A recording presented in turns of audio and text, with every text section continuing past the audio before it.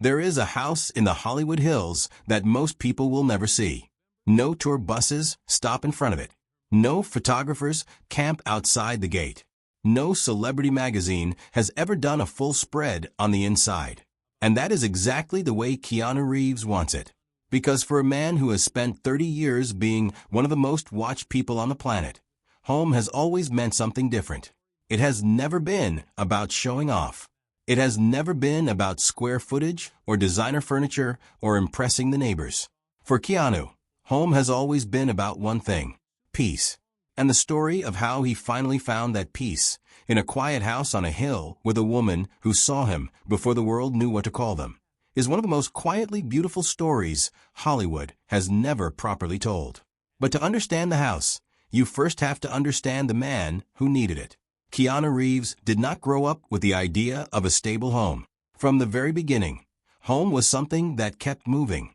He was born in Beirut in 1964 to a mother who was young and full of energy, and a father who would slowly disappear from his life.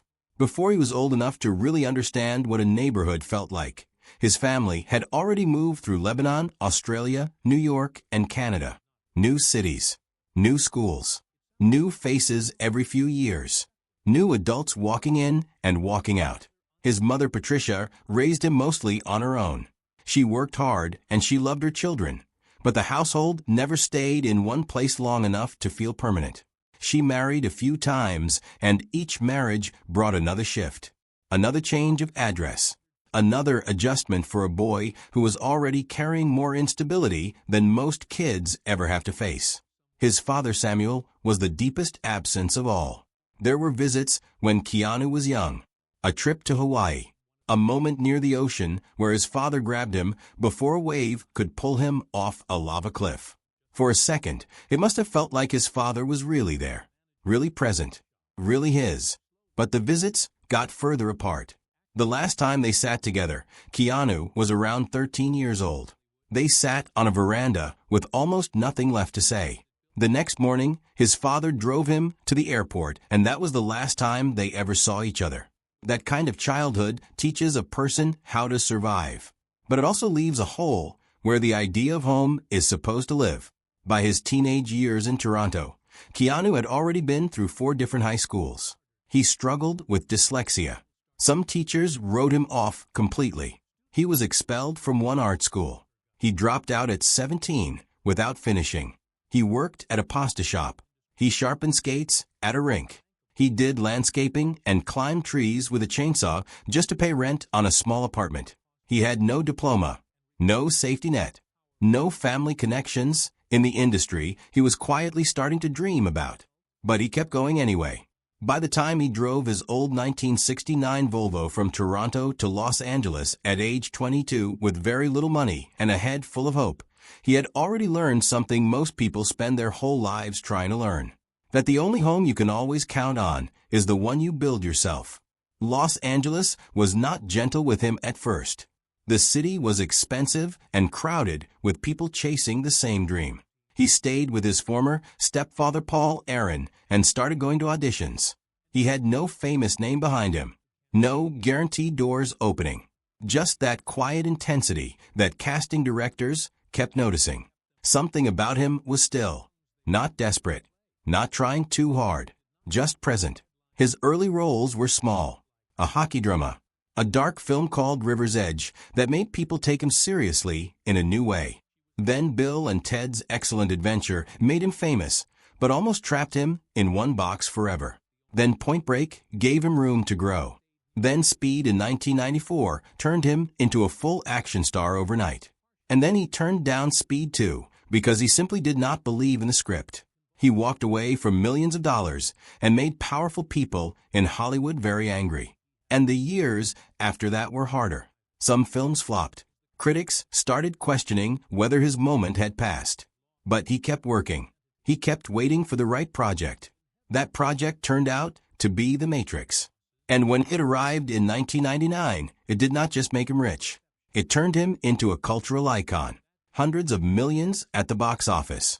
A performance that was still mysterious and completely unforgettable. But 1999 was also the year everything fell apart in his personal life. His daughter Ava was stillborn on Christmas Eve. He buried her at Westwood Village Memorial Park. 15 months later, the woman he loved, Jennifer Syme, died in a car crash at 28 years old. He carried her coffin at the funeral and sobbed openly, which surprised people who only knew him as the quiet, composed man on screen.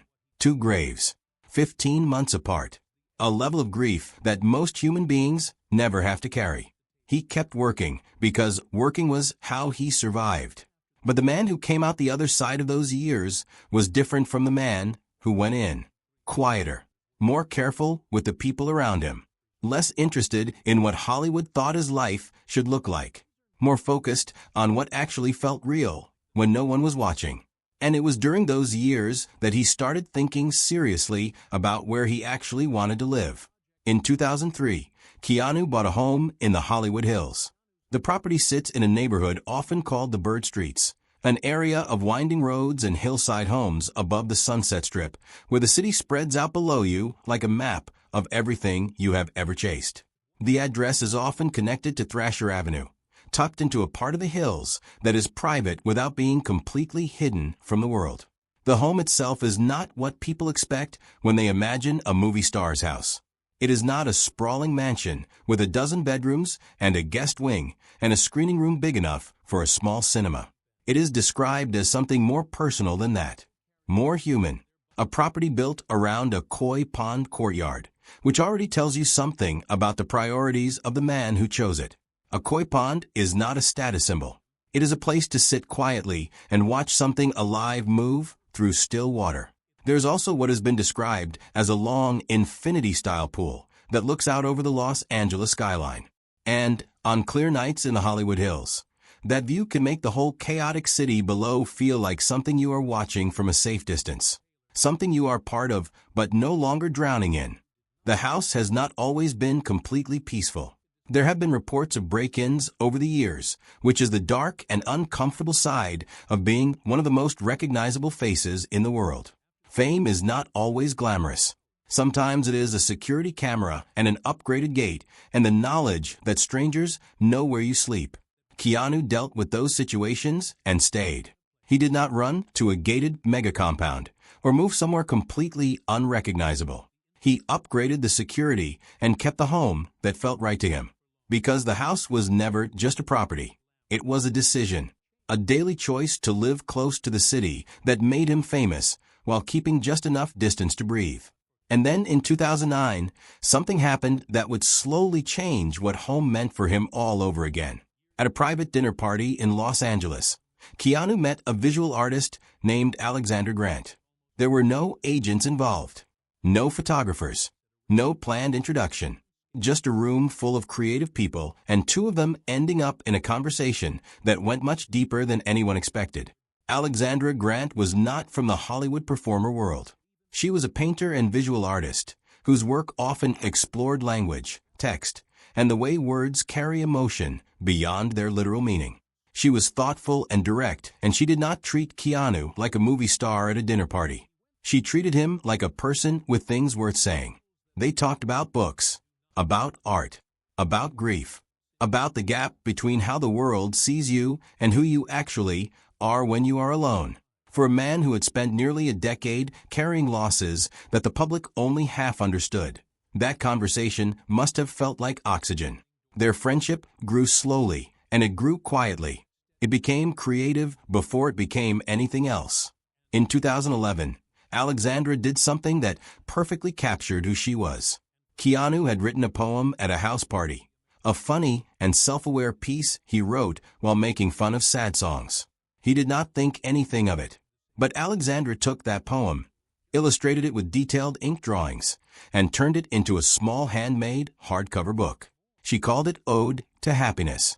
She hid it inside a larger travel book and surprised him with it at dinner on February 13, 2011. People who were there said Keanu was completely caught off guard, not just by the cleverness of it, but by the care behind it. She had taken his sadness and turned it into something he could hold and laugh at. That is a rare kind of gift. They kept creating together. In 2016, they published a book called Shadows. Alexandra photographed Keanu in stark and intimate ways during breaks in his John Wick filming. Silhouettes, fragments of light and darkness. Images meant to show how grief shifts over time without ever completely disappearing. The photos were shown at a gallery in Los Angeles, and the work was treated seriously by the art world. Not as a celebrity side project, but as a real collaboration between two people who trusted each other completely. Then in July 2017, they made their creative partnership official in a new way. Together with designer Jessica Fleischman, they co-founded a publishing company in Los Angeles called X-Artist Books. It was built around art books and projects that did not fit into normal commercial publishing. Unusual ideas, personal work, things made because they needed to exist, not because a focus group approved them. And through all of this, they kept their personal relationship almost completely private. Until November 2, 2019. On that night, Keanu and Alexandra attended the LACMA Art and Film Gala in Los Angeles. And they walked in holding hands. That was it. That was the entire announcement. No press release. No carefully timed magazine cover. No coordinated social media post. Just two people holding hands at an art event and letting the world figure out the rest. The internet reacted immediately. The photos spread everywhere within hours. People who had followed Keanu's public grief for years felt something that was hard to name exactly. Relief, maybe. Or the particular joy that comes from watching someone who deserved good things finally receive them. What made people respond so strongly was not just that Keanu was in a relationship. It was who he was in a relationship with. Alexandra Grant was not a young actress trying to build her profile. She was a working artist in her mid-40s with silver hair and a full creative life of her own. She had not appeared from nowhere when Keanu became relevant again.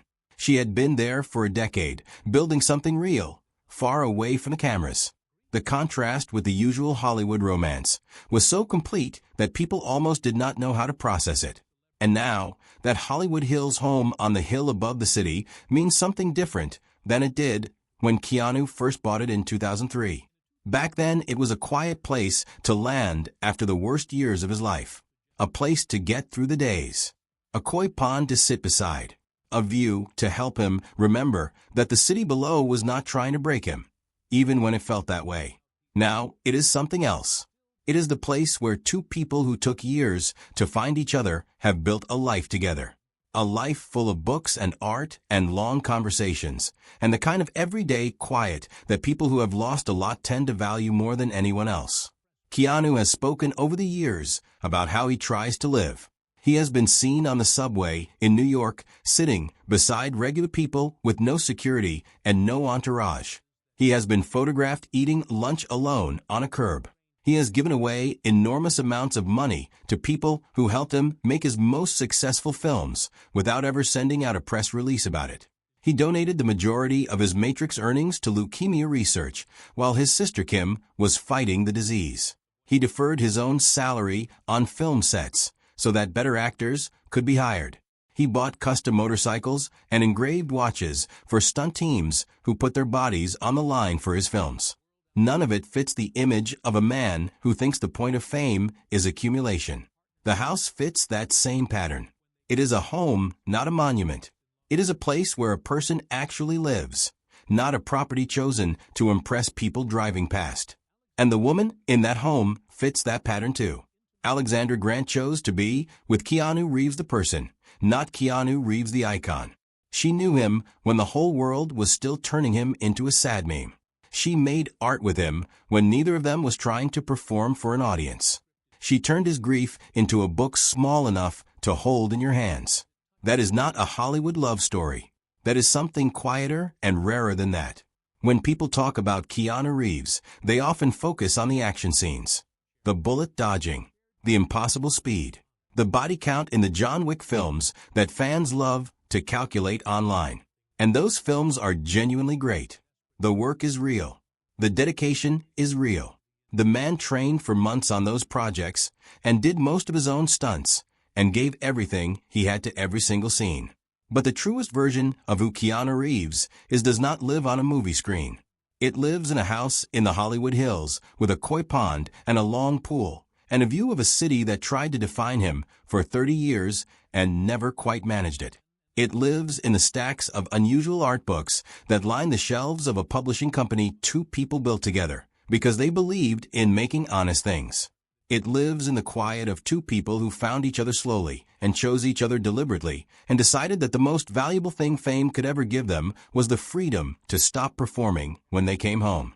The address may be in the Hollywood Hills, but what Keanu Reeves has built there has nothing to do with Hollywood. It has to do with finally, after everything, feeling at home.